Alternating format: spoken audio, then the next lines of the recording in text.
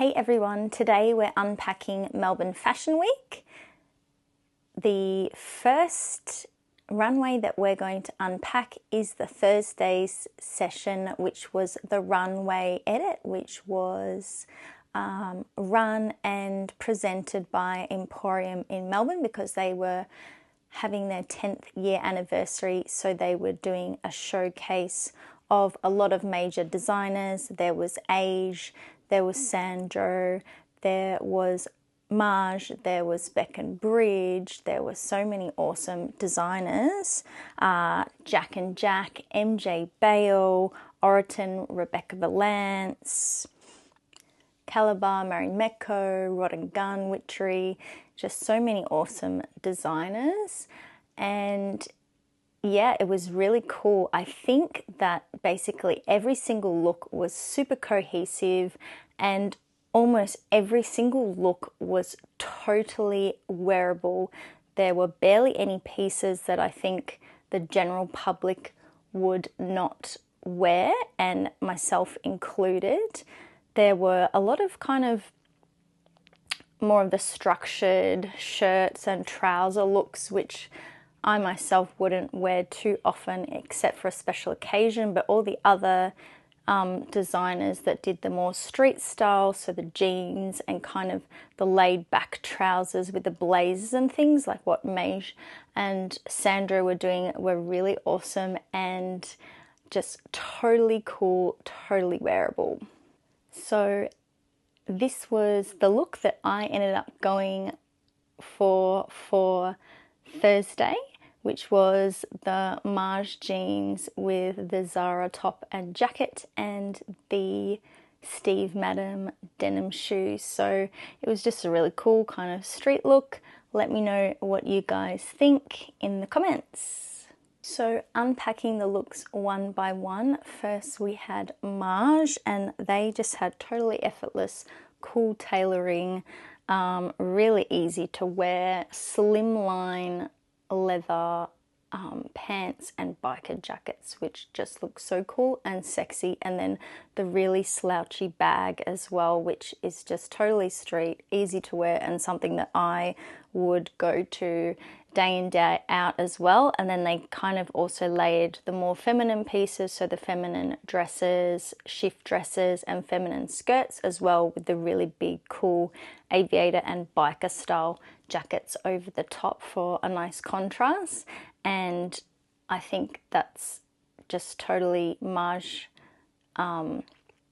their style, which is one of the reasons why I really love the brand so much, because they're just so wearable and awesome. And then totally in their style as well, they had the awesome fringe bags, which I really love, which are kind of the hobo style bag. And they just look really cool. And they also had a lot of elements of metallics, and they had some stud and embroidery detail, which looked really awesome and just elevated all of the looks and basically brought everything together. And then we had Sandro. Sandro was really interesting. It kind of brought together some really structured looks, which had like the blazers and the trousers, or the skirts with the blazers mixed with really laid back looks. Again, the shift dresses, really awesome knee-high boots, and then again the slouchy style bag, which is really cool and super wearable. They had this gorgeous look with the cream shift dress and the chocolate knee-high boots and slouchy bag, which just looked totally on point, and that was one of my favorite pieces of the show.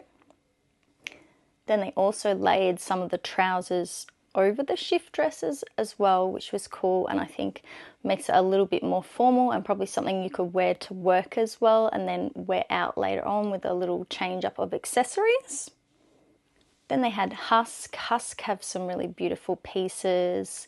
They're generally super feminine. They had a lot of florals, and then they had a few kind of more structured pieces, which were the shirt dresses with the A-line and more floaty looks, so definitely ready for summer.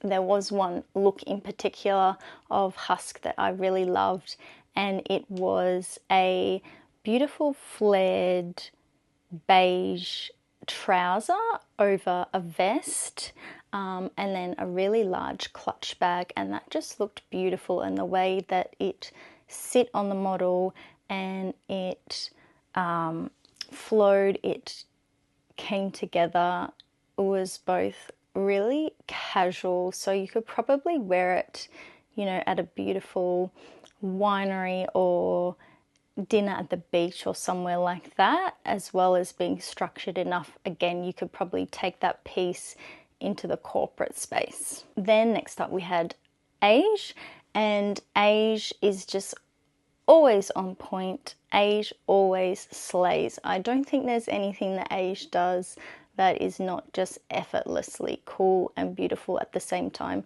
They always do these really amazing feminine pieces. They had this gorgeous tulip style boob tube corset dress, which just had the awesome froofy tulip detailing and the volume at the bottom of the dress that just made it so fun as well.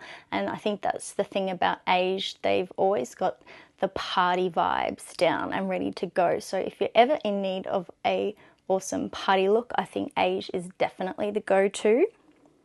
They also had beautiful, of course, colors, just simple kind of shirts with really amazing skirts and embroidery, and also pearl and crystal detailing, which just made the pieces pop that much more.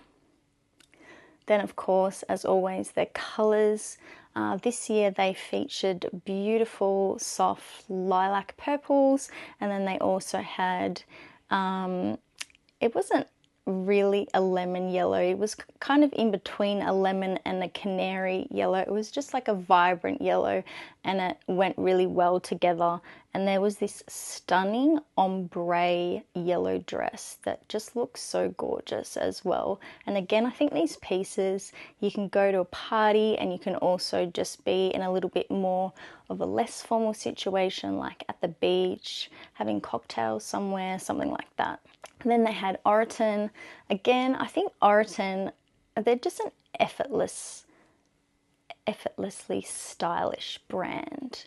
So they had a lot of the kind of structured pieces with the shirts and the short trousers, or kind of chino pants and shorter trousers, so they fell just at the knee. But they have them in the beautiful linens and silks, and they always have that effortless, beautiful print as well that just translates so well into spring and summer. So they're always really beautiful. Then we had Rebecca Valance, and she had some really beautiful pieces this year. Again, just effortlessly feminine, the really nice halter necks, the beautiful A-line dresses, all the little details of the florals and embroidery, the kind of crochet look as well, which just is simple but just looks so nice. Then we had a bit of a mashup of all the smaller designers, so Rod and Gun, Caliber, Marimekko also looked gorgeous. They had some more feminine pieces and then the more structured suiting pieces, but with their kind of classic fun print that they always do. And then they had Saba, Witchery, Victoria and Woods, so lots of nice designers, and they all went the more kind of structured tailoring, classic tailoring looks, but in the beautiful like linens and summery fabrics again. There was one designer in there that just kind of blew me away. I'm pretty sure it was Altea, and they had this amazing caped piece, and I felt like it was a little bit of an Easter egg for Halloween because it was just this massive cape and just totally enveloped the model. You could almost totally not see what was underneath, and I think that would be a really fun kind of outerwear piece as well. But then they did these amazing, really structured, gothic looking dresses and suits as well. So they had the really kind of Victorian Gothic era style ruffles and frilling, and then really lots of volume as well at the bottom, but then it generally would come off into a tapered pant and then a really nice sandal, just finish off the look. And I think it made it really unique as well, and kind of brought that structured element into the look that otherwise may have felt a bit swamped or a bit too much. So overall, yeah, it was a really fun runway. I didn't have the best spot to look, but basically all of the designers this year were awesome. Of course, Marge and Sandro and Age were the standouts for me. I'd love to know what you guys think. Let me know below in the comments what looks were your favorite, and would love to know what you think about my outfit as well. I'll see you soon for the next day as we unpack the Saturday's runway.